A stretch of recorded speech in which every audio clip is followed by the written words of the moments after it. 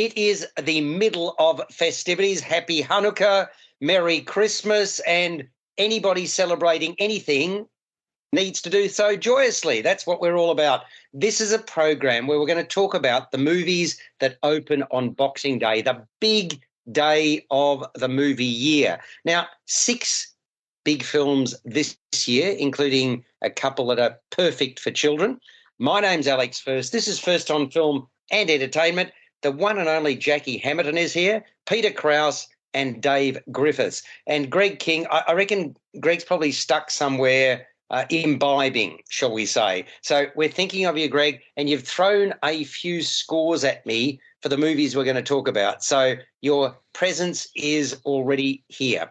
Jackie Hamilton, how are you doing? How are you celebrating the festive season? Good morning. I'm celebrating, first of all, with the beautiful weather. It's summer, it's holidays. What's not to love? Exactly. Talking about big and lovable, not so much the big, Peter. G'day. Even though, you and I have differences of opinion on most things. No, we don't. I think you're quite right. I think we can agree that the festive season is one that anybody and everybody should be joyous and joyful about.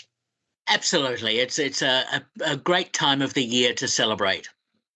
And Dave Griffiths, well, I tell you what, you're always a busy man. You're hither and thither, haven't been travelling as much as you normally do, but I reckon perhaps next year is going to be the year for you, huh? Definitely. I'm hoping to get to a few film festivals overseas next year and a few pop culture conventions. So, there may be some calling in from overseas next year as part of this show. Fantastic. What are you particularly gunning for? I'm hoping to get across to South by Southwest, maybe the New York Film Festival, and definitely Scream Fest in Los Angeles. Oh, very good. And are they, pardon my ignorance, but the times of the year, are they all sort of in succession, or do you have to go 3 times? No, there'll be different times of the year. And then, you got San Diego Comic Con in there as well. So, yeah. Aha. You like your United States of America. Now, we have got 6 films, as I mentioned. I'm going to do them, but, we've had a pretty good couple of weeks because we've seen the movies that are expected to be the Academy Award-nominated movies. We can't speak about some of them because they're embargoes, but these are ones that, depending upon your jurisdiction, some open tonight, yes, indeed, Christmas Day, and others open tomorrow, as in Boxing Day, which happens to coincide with the second test match. You'll be delighted to know, Peter and Jackie. Anyway, having said that, the Banshees of Inisherin is where I want to start. And Jackie, you haven't seen this one, have you? Yes, I have, Alex. Yeah. Oh, terrific. Wonderful. Okay, so we've all seen it. Wonderful. Here's the first question, and I suppose this really goes to you, Peter. What does it take to ruin a friendship? Total disagreement? Is that what it takes? No, the reason I'm posing a rhetorical question is we did find out in the latest eclectic endeavour from a writer and director called Martin McDonagh. And I was thinking, are you sort of your eclectic tastes in movies generally, because they are, your tastes are very different. You see movies that nobody else has ever heard of, so...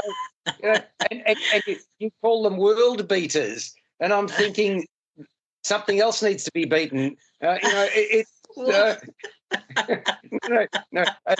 Where is this going?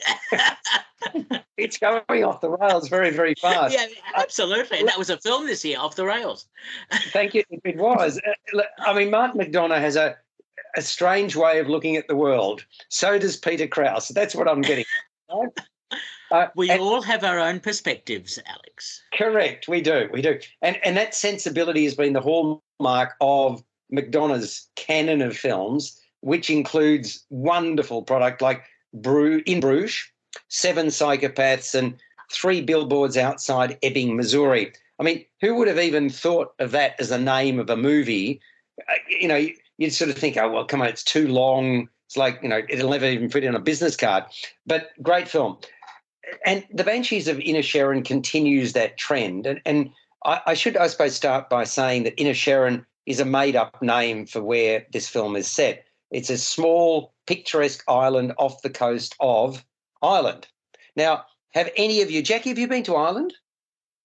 No, I haven't, but I'm happy to go if you want to send me there. For some reason, I haven't. I thought you'd been to either Ireland or Scotland. Am I wrong? Scotland I have, yes. Yeah, that's right. Oh, yeah, I know you told me about that part of the world. Happy to go back there too if you want to send me there as well.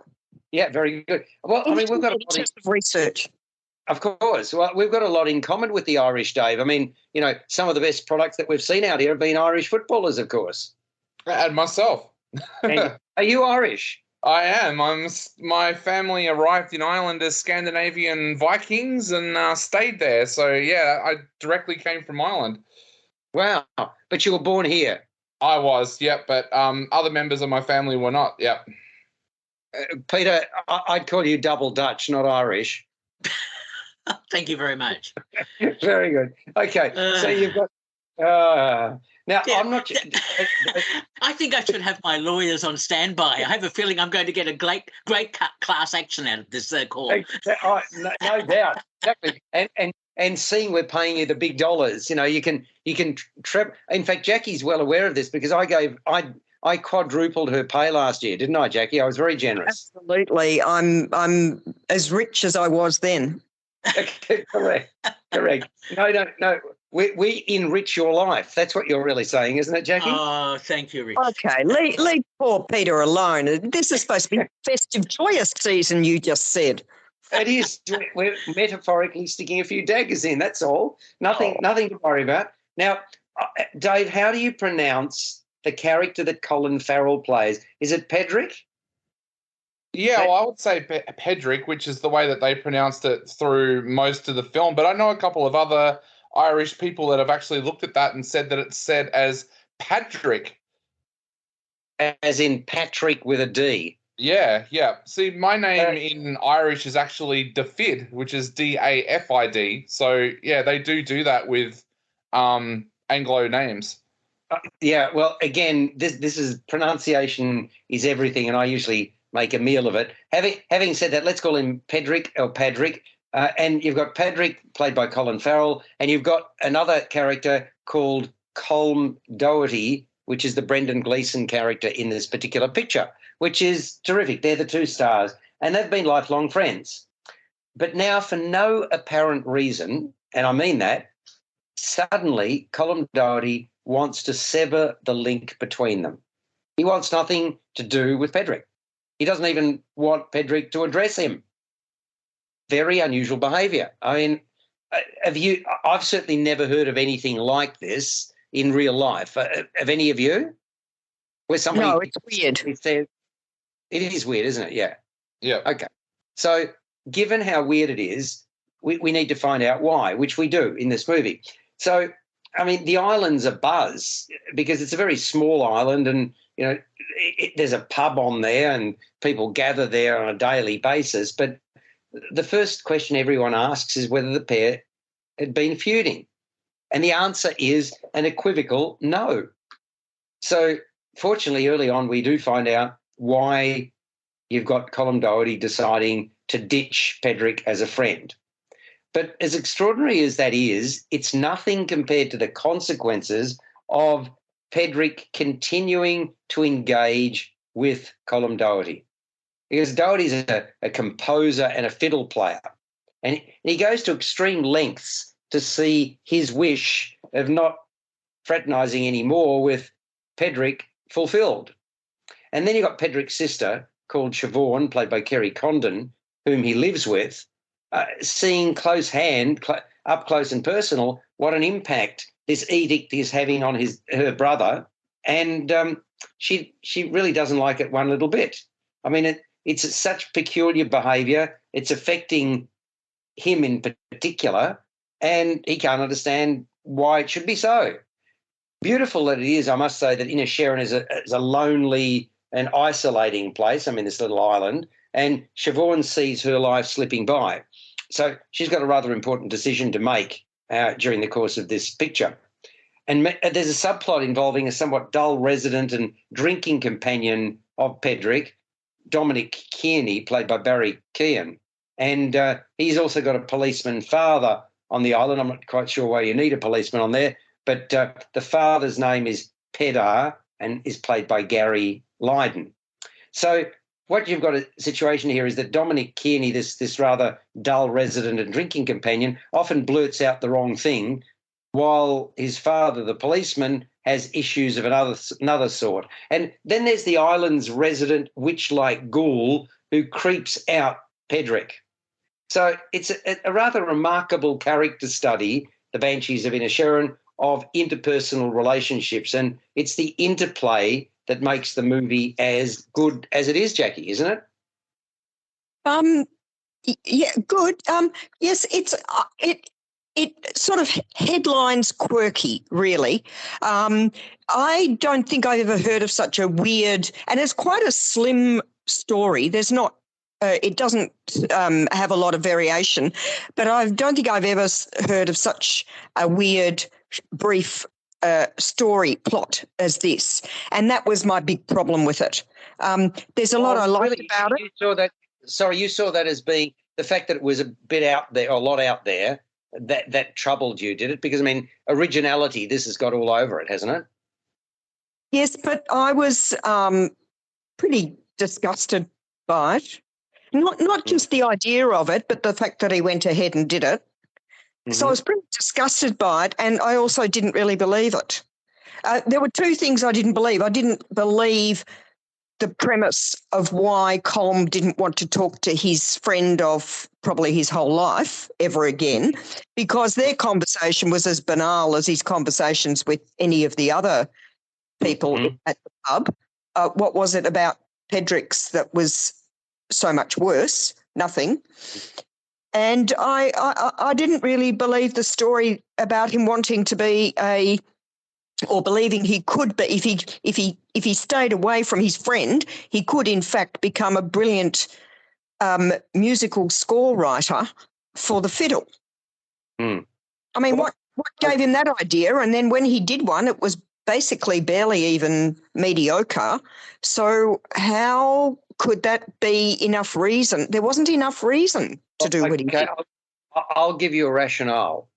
As far as I'm concerned, it's got to do with his state of mind, and that's part and parcel of what this movie's about. Doesn't that make it justifiable? Well, I mean, just putting it out there. The main character of the film had mental health issues. Is that what you're saying?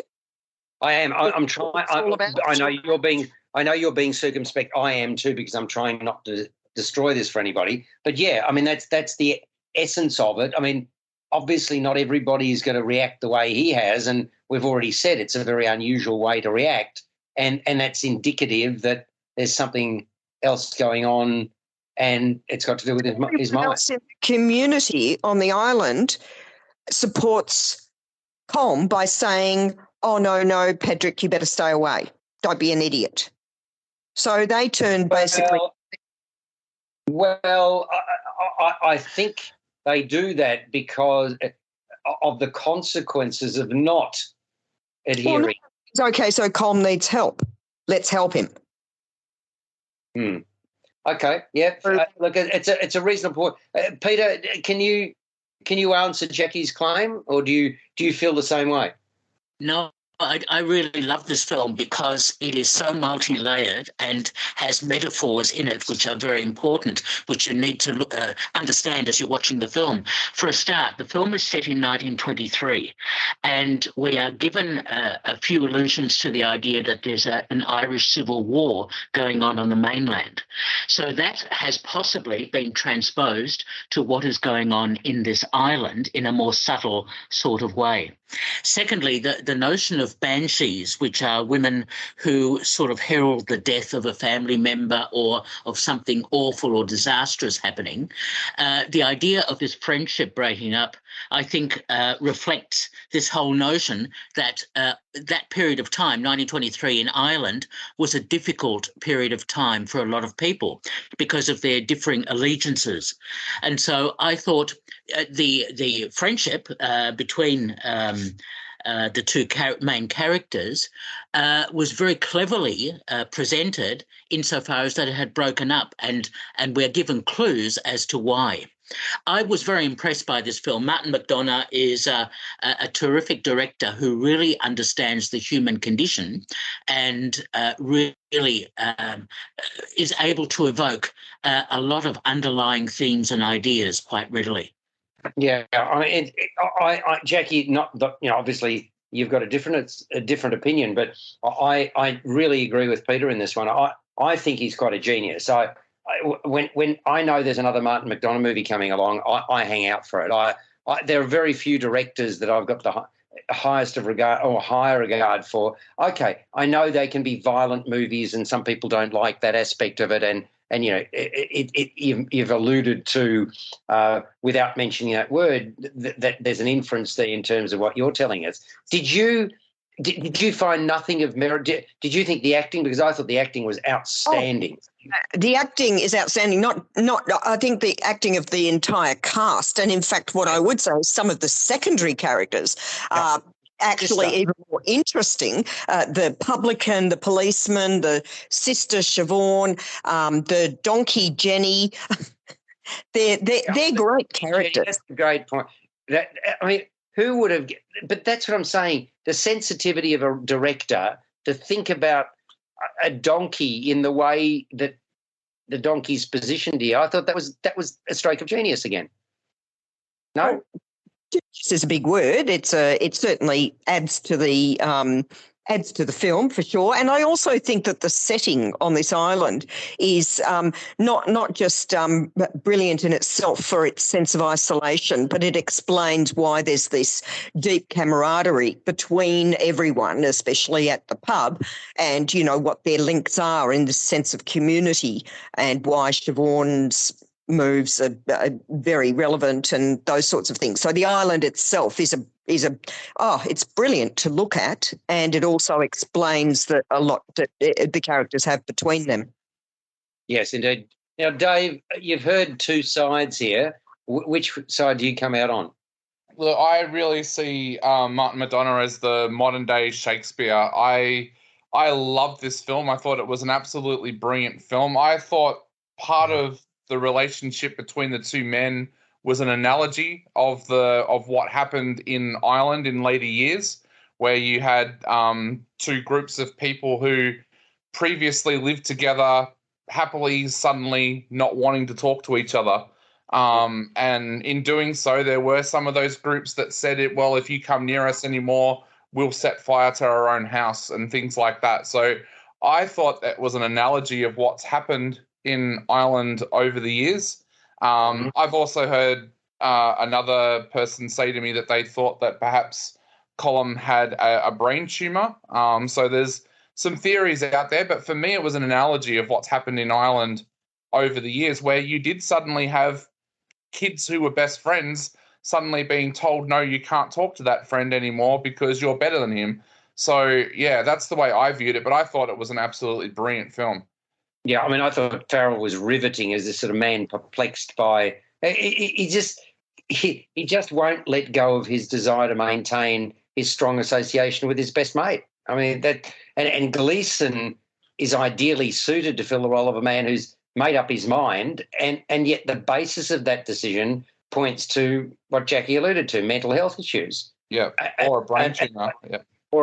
Yeah, well, it could be. And then of course you've got the sister, Condon. What a wonderful persona she has as this sort of woman who's stoic but trapped. And I suppose to add to that, you've got Keegan. He's had a wow of a time exploiting the peccadilloes of a man who, well, he's not quite 100% or 100 cents in the dollar, is he? So the cinematography as well. I mean, Jackie, Ben Davis, the person who did 3 Billboards, I thought he was outstanding, really outstanding, sort of painting the island itself as another character, yeah? Oh, yes. And, I mean, the island obviously presents itself too, but that environment, it says a lot about the way of life there. Yeah, exactly. Well, look, the Banshees of Inisherin, it's comedic, it's dramatic, it's decidedly quirky. I don't think it's a film for all tastes. I mean, but I was fascinated and intrigued throughout. Let me start with, I'll introduce Greg King here. Hello, Greg. I hope you're enjoying your imbibing, shall we say. He is given Banshees of Inisherin 8 out of 10.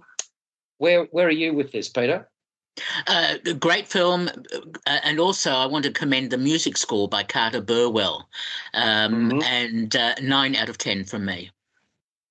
Great score. And Dave Griffiths, you'll be right up there too, I'm sure. Oh, definitely. This is one of my favourite films of the year. I'm actually giving it a 10. I can't wait to go back and see this film again. Wow. Yeah. That's how many movies have got 10 from you this year, Dave? Only 3, I think. Yep. Only 3 movies. Wow. Yep. Okay. Jackie, before I give my score? I think it's an excellent film, but it's not a film for everyone. I had some troubles with it, but I did give it a 7.5 out of 10. And I gave it, this is one of my films of the year, no question. And, you know, it's in my top 3 or 4 films of the year. I thought it was absolutely brilliant. I think it'll do very well come Oscar time. It'll certainly get lots of well-deserved plaudits and nominations. So I'm giving it an 8.5, pushing a 9 out of 10 as well. So there we go. First of the Boxing Day movies. Moving on to Triangle of Sadness. Now, this is M-rated. It runs for 2 hours and 27 minutes. It's a black comedy focusing on beauty, on influences, ostentatiousness, excess. It's about pretension. It's about power.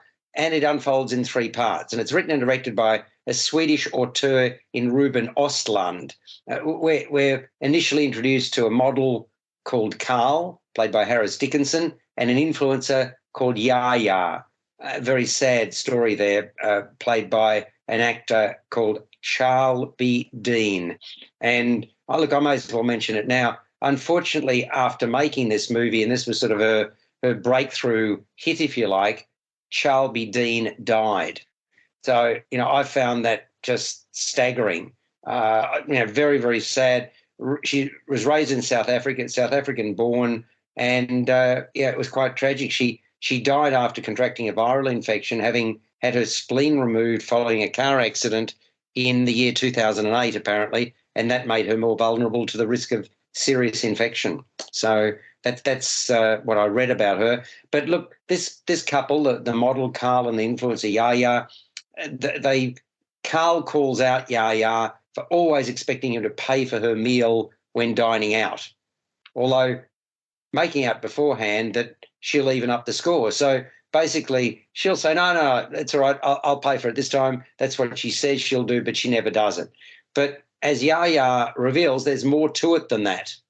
And that's part 1, if you like. And we then move to a luxury yacht where Carl and Yaya have been invited to join a select group of affluent guests without paying for it. Obviously, as I say, influencer and so on. And they include a larger-than-life Russian fertilizer magnate, Dmitry is his name, played by Zlatko Buric, and a Swedish tech billionaire, Jarmo Henrik Dawson, who has been stood up.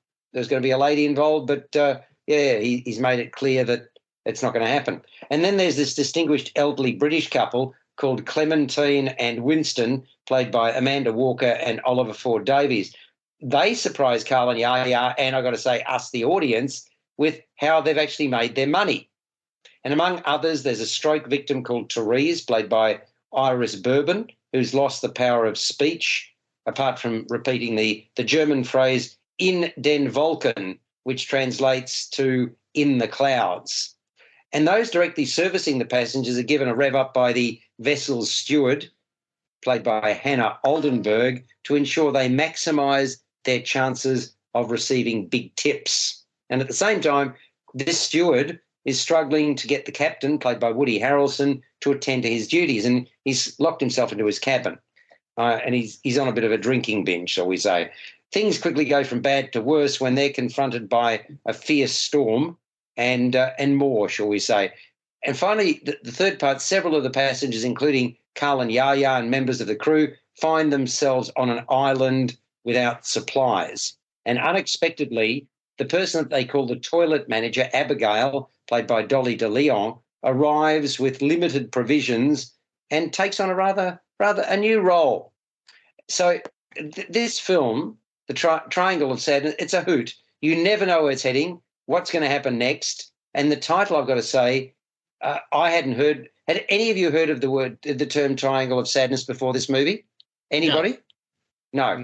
Okay. Well, apparently it's a term used in the beauty industry, and it refers to the wrinkle between the eyebrows. Yeah. Right? There we go. There's a reference to it early on in the movie, is there not? Peter, are you going to be a male model in the second half of your life? A moral model?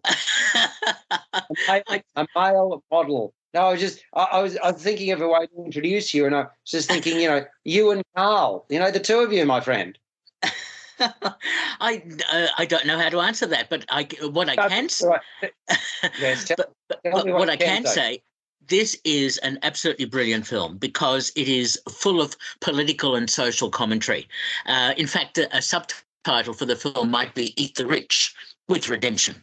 But this Ruben Östlund has really made a superb film, and he made Force Majeure and The Square, which won Palme d'Or, and so did Triangle of Sadness. And what he does is he takes human and political and social situations and takes them to an illogical extreme, but a very clever sort of extreme. And what impressed me so much about this film is that it is full of commentary. If you listen carefully to the dialogue, if you watch what happens to each of the characters, and especially as it's shot in 3 parts, partly it was affected by lockdown, so it was delayed to some extent, but it was shot in 3 chapters or 3 parts, and it's the 3rd chapter that is the most telling of all, and I found that particularly exciting. This is a superb film. It is one to savour because if you're looking for something different, unusual, but has a lot to say about the human condition, then I think you'll find Triangle of Sadness is a real winner. And it just won the European Film Award for Best Film as well. Yeah, great film. Scenes and situations are deliberately exaggerated. They're played upon. It is commentary about the haves and have-nots in society, the beautiful people and the downtrodden. And it's actually the 3rd part, Dave, of a loosely connected trilogy exploring masculinity from Ruben Östlund. So, he's a decidedly different kind of filmmaker again, isn't he? He is, and I absolutely love this film. I thought this film was, I know it sounds weird with them both coming out on the same day, but this was one of my favourite films of this year. I sat there, and what I liked about the film was you never knew what was going to happen next. I was lucky enough to have seen this film before trailers got out there or anything like that, so I was able to sit down and not know what was going on next. Woody Harrelson, I thought, was absolutely brilliant in this film. That brilliant scene with him and the Russian businessman sitting down, getting drunk and talking is just absolutely amazing. There is one scene in there I should warn people about. The one that goes on for about 50. The one that goes on for 15 minutes. You mean? Yeah, if you've got a little bit of a weak stomach, you may be a little bit sickened by what happens when the storm hits the boat. But for me, I was in stitches laughing. It was one of the funniest scenes I think I've seen all year in cinema. And that's what I love about Ruben's films, is that you never know what's going to happen next, whether it's going to be a deeply tragic moment, an action-packed moment, or something that will make you laugh until you cry, and you get all of that with this film. Jackie, have you seen the shorts at least, or the trailer for this, or not? No, luckily I've avoided them and listening to Dave there. Thank you. Excellent. Well, out to see it tomorrow. Yeah, well, several of the performances stand out, and Dave's already mentioned Woody Harrelson. He looks totally comfortable as an alcoholic Marxist who prefers a burger and fries to fancy food. I mean, really, he just seems so at home here. And, that's not to sort of condemn Harrelson in any way. It just it's quite a noteworthy performance. And I just thought the other one, Dave Burich, he's unmissable as this unkempt Russian capitalist, always out for a good time. I mean, really extraordinary. And isn't De Leon a bit of a surprise packet as someone readily able to take advantage of the situation in which her character finds herself? So that again was delightful. And then the straight-laced delivery of Amanda Walker and Oliver Ford Davies in disarming Carl and Yaya. Peter, wasn't that a beaut scene, eh? It's just one of many fantastic scenes. It's just a great film. Yeah, and then there's a dynamic between Carl and Yaya, so wonderfully captured by Dickinson and an influencer, sort of Dean, as it were, who bounce so well off each other. So, yeah, I mean, it really is tragic, unfortunately, that we lost one of the stars of this at a very young age. I think she was in her 32, something of that nature. But, look, like its predecessor, as you rightly say, Peter, the Square won the Palme d'Or. So did this one, with very good reason. It's quite bizarre. It's an unpredictable film that does push boundaries. It does not set a fast pace. It's not going to suit all tastes again, Jackie, but it certainly wins my plaudits for originality and for execution. Score out of 10, Dave Griffiths, please. Yeah, I'm giving it an 8 out of 10. I really, really loved it. Mm-hmm. And Peter Krause. It's great to see a film that at the end of it, audiences will be discussing for quite a long time. And that makes a great film. 10 out of 10 from me. Oh, wow. Wow. Okay, that is a big one. There's no question about that. So, okay, we've already started with two pretty special films for this Boxing Day special on JAIR 88 FM. What was your score, Alex? Sorry, good question. 8 out of 10 for me as well. Now, I want to go to a movie that is populist, but whether it will be popular is another matter, because we've seen documentaries about this particular person. And I mean, this is I Want to Dance with Somebody. It runs for 2 hours and 24 minutes. It's M-rated. And the tumultuous life of the world's most awarded female vocalist is put under the spotlight in this film. We're talking about Whitney Houston, played by Naomi Ackie. I don't think there's any question, the greatest voice of a generation. She enjoyed the highest of highs and succumbed to excess, indulgence, and heartache. I mean, tragically, she died at 48, and her only child followed suit when she was only 22. Now, the fact that this woman, Whitney Houston, had a remarkable voice was obvious when she sang in church, but nurturing and perfecting it, well, that was rather tough, because her mother, Sissy, played by Tamara Tunie, quite some singer herself, was the head of the choir, where Whitney was the soloist. And she was a very, very tough taskmaster, the mother. So she was a perfectionist. She implored Whitney to pronounce every word very, very clearly, to round the words, and to recognise and appreciate that each song told a story. And she was the one telling it. So there was a responsibility there. And Sissy and her husband, John, played by Clark Peters, had a particularly volatile relationship. He's presented as fiery, as controlling, very manipulative. A chance meeting with no-nonsense Robin Crawford, played by Nafessa Williams, proved timely and liberating for Whitney. The pair became best friends. They moved in together. And then Whitney got a big break. She performed in front of the head of Arista Records, a famed record producer by the name of Clive Davis. Stanley Tucci fills that role. He was a Harvard Law graduate. His previous successes in the music industry, you talk about the likes of Barry Manilow, Simon and Garfunkel, just to name a couple of them. He was at another record label before he basically started Arista. Davis immediately signed up Whitney and lovingly nurtured her career, which took off and soared. She was the preeminent singer of her day, but more riches were to follow with the release of the movie The Bodyguard. She, of course, starred opposite Kevin Costner in that one. But tensions remained, and they remained due to the close relationship that Whitney developed with Robin Crawford, the young woman I mentioned, and to her father's management style. And then she met Bobby Brown, played by Ashton Sanders. That became the best of times and very much the worst of times.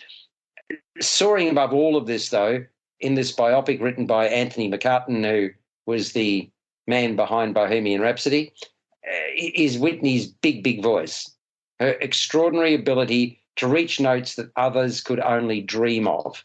And not only just to reach these notes, but to then hold them. I mean, quite something to listen to. Indeed, she rounds every word and note. She savours it, as do her adoring fans, millions upon millions globally. And she became the only artist to do what the Beatles couldn't do, for example, achieve 7 consecutive #1 singles on the Billboard Hot 100 chart. So, look, whilst it's a warts and all portrayal of the life and times of a vocal genius based on the other things that I've seen, the documentaries and the readings, I reckon it appears that her down times with Bobby Brown were not given fulsome treatment here, Peter. What did you think? Look, I agree. This is a very sanitized version of Whitney Houston's life. And that's what disappointed me. It looks like the family gave permission for the film to be made, because we see lots of photos at the end credits of the real Whitney Houston and her family, etc. And I think that's a big mistake, because you're bordering on hagiography. In other words, you're downplaying any of the negative or other aspects of someone's life, and you're only showing the positive. Her relationship with Bobby Brown was obviously much more fraught and more difficult than was presented on screen in this film version. I mean, there's also been a 2015 TV movie called Whitney, which was much shorter but dealt more with her relationship with Bobby Brown, but nevertheless always had the Whitney Houston music. But also it downplays her drug addiction. We see Peter, there are a few scenes where they're shown up, but yeah, I mean, it could certainly have been made more of, no question. Very briefly, and it is very quickly cut away. Cassie Lemons, who directed this film, has used swirling camera work to try and paper over some of the aspects of the dialogue, which I think sometimes is not particularly good, and also some of the characterizations. This is a film that I call a could have been. In fact, even the title doesn't work for me. I Want to Dance with Somebody. Perhaps The Greatest Love, or something that showed more about the Whitney Houston character, because really I Want to Dance with Somebody means nothing apart from being one of her hit songs. So, and the writer, Anthony McCartan, who wrote Bohemian Rhapsody, which similarly was also, I thought, sanitized and poorly written at times. I think this biopic is very unfortunately not a good film. And that disappointed me, because hearing Whitney Houston's voice, because it's largely her voice, 95% of it anyway, is her voice in the film. Naomi Ackie does well to mime her, but of course Whitney Houston, great singer. But I think this film does her a disservice in terms of Houston's story. It papers over also very quickly The Bodyguard. What happened to the film that was so important to her, opposite Kevin Costner, dismissed in a few minutes?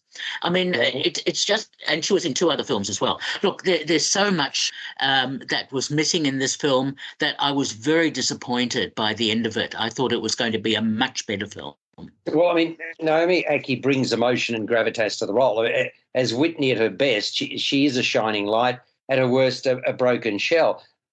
The one that really impressed me I thought Tamara Tooney was really grounded in her portrayal of a mother who knows just how special a gift her daughter has, but isn't willing to cut her any slack. Jackie, was there anything meritorious in this movie from your perspective? Oh, gee, I think Peter said it all, and I think he's read my mind. Possibly the only thing I would really add, and I do agree with everything you've said, Peter, the only thing I'd add is the dialogue as well. It was like a TV soapy dialogue. It didn't push the narrative or give any depth or any understanding to what was going on. It simply was almost like ticking the boxes and stating what was happening that we could see on the screen at that moment. So, no, the singing obviously rose up, yes, but I agree even, Peter, with the title, what you said about the title of it. I walked away thinking that wasn't the title that matches the film at all. So, yeah. Yeah, well, Clark Peters, he brings some swagger and sleaze to his portrayal of John Huston, and Nafessa Williams adds spice and spark as Robin Crawford, whose journey with Whitney is, well, far from straightforward. Then there's a lot of warmth in the portrayal by by Stanley Tucci, the sort of warmth and smarts that he brings to the piece as a record executive with an open door policy for his most successful client. Dave, any respite from the negativity or not? No, look, I thought the only thing that saved this film was Naomi Ackie and Stanley Tucci's performances, because the rest of this film was just a Hallmark version of Whitney Houston's life. There was parts of this film that I almost want to use the word I found offensive. The line where Whitney's saying to Bobby Brown, "I don't blame you for what's happened with my life." It's like I almost wanted to get up and rip the seat out of the floor and throw it at the screen.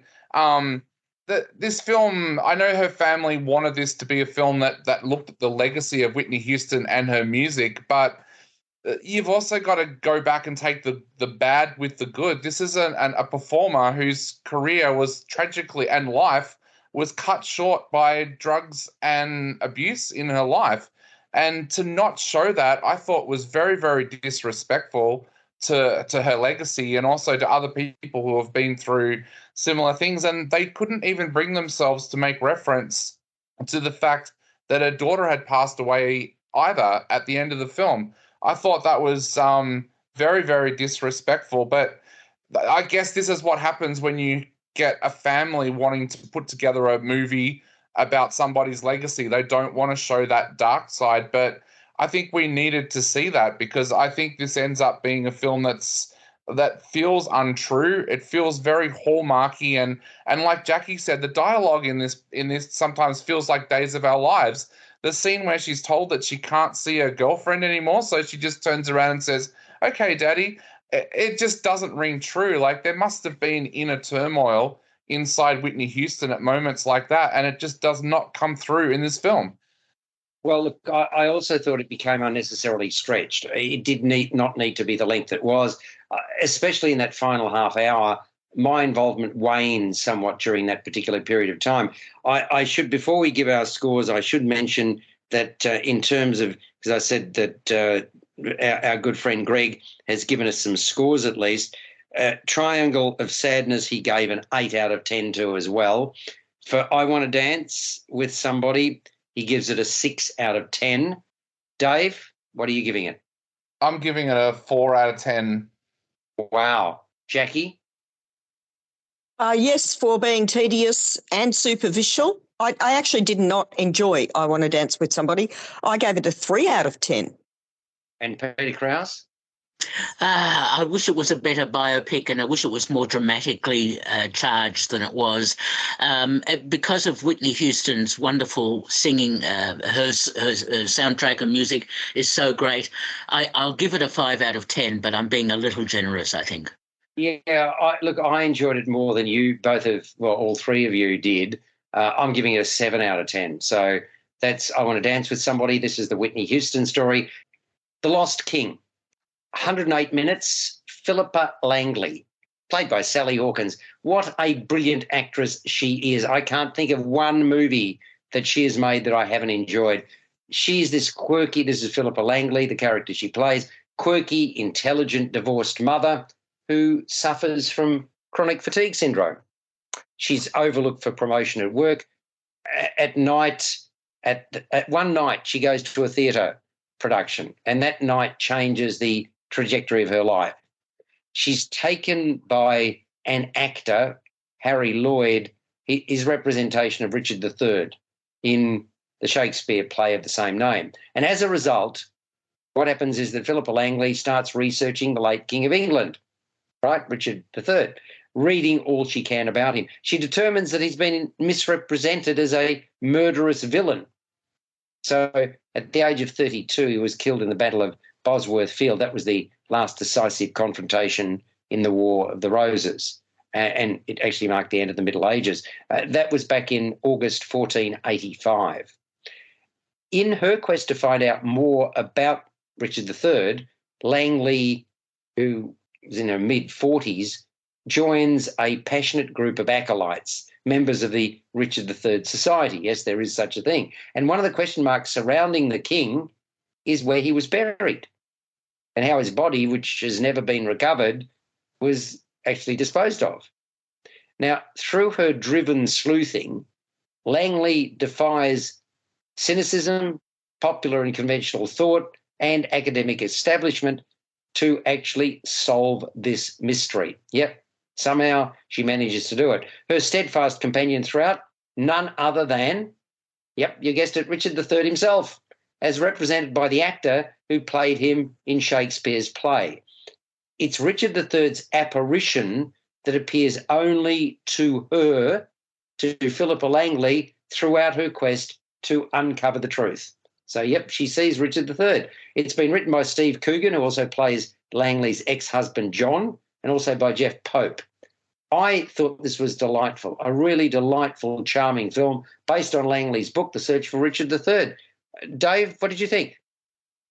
Yeah, I found this to be a really interesting film. I thought this was a good example of how you go about doing a biography about an event when there's conflicting stories, because there was legal action at one point with this film as well, where the university that comes out of it looking in a bit of a bad light tried to stop the film from being made. But I thought this was a very, very intriguing film. I was surprised that we didn't hear more about the finding of King Richard's body, because it's such a fascinating way of how it happened. Sally Hawkins is absolutely fantastic in this film. I love the idea of her being this downtrodden woman who suddenly makes this historical find, despite what everybody is saying. It has that same feel to this film as films like The Castle for people listening in Australia, because it has that.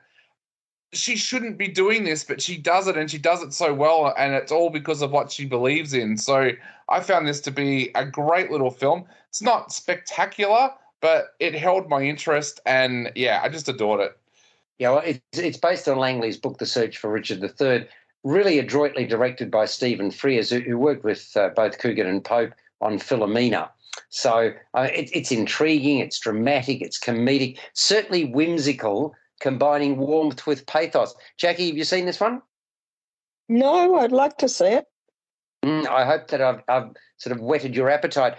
Peter Krause, did you? I think in less accomplished hands, digging around for the remains of Richard III could quite conceivably have been dry and uninspired. I mean, you know, they're in a car park, but fortunately not so here. In fact, far from it, right? What did you think? I haven't seen it. Ah, well, there you go. Well, much of the movie's success gets down to the characterizations, Dave. I mean, if there is a better, more consistently outstanding actor than Sally Hawkins, I'm yet to discover him, her, or them. That's how highly I rate her as a performer. Superb, as Dave said, in her portrayal of the too often brushed aside hero, and she displays vulnerability as well as persistence.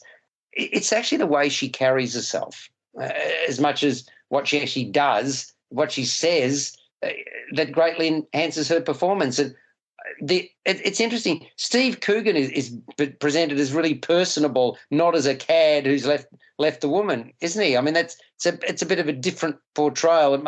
It actually paints him in a reasonably good light, doesn't it, Dave?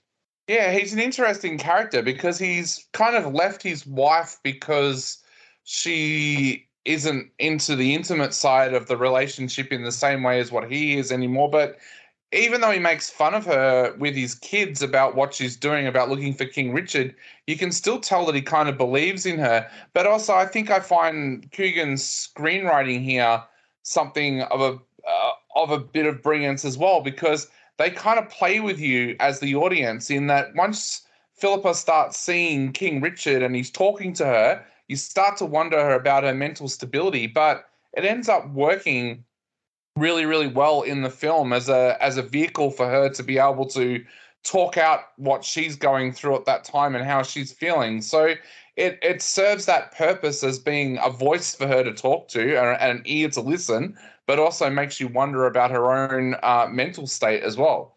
Well, Mark Addy is compelling as well as the ultimately self-serving archaeologist that's beholden to the university you spoke of, the Uni of Leicester, which claimed much credit for the discovery. And look, I think it benefits from a lightness of touch, a very nice film. I'm giving it a 7.5 out of 10. Dave? Yeah, I'm giving it a 6.5 out of 10. 6.5. And Greg King gives it a 6 out of 10. I don't think I didn't give you Greg's score of the last one. I Want to Dance with Somebody, did I? 6 out of 10. That's what he gives this. Now, we're basically all but out of time, and we've got – I just want to mention we'll hopefully sort of deal with the other two next week in a bit more detail, but there are a couple of family movies that need to be seen. One of them is Lyle, Crocodile, which is a lot of fun, and Javier Bardem is just it's like a panto performance from him. I've really enjoyed it. The interesting thing is that this is the first time, I suppose, that all of my, well, not all of my grandchildren, but 3 of my grandchildren attended this film. They are aged 3, 5, and 7. And for a 3-year-old to sit through an entire movie like she did and enjoy it as much as she did, she sat there absolutely transfixed. That is surely a great sign. So that's Lyle, Crocodile. I'll just get a score as a bit of a taste tester. I'm giving it a 7.5. Who else has seen this one? Nobody else. Okay. Well, that's fine. And then the only other movie is Puss in Boots: The Last Wish, which is also a fun movie, and it sort of stretches the credibility in terms of the characters involved. And there's lots of, if you like, famous characters that we read as kids in cartoons and in kids' stories that we'd be familiar with. Again, Rhymes and fairy tales, Alex. Pardon me? Nursery rhymes and fairy tales.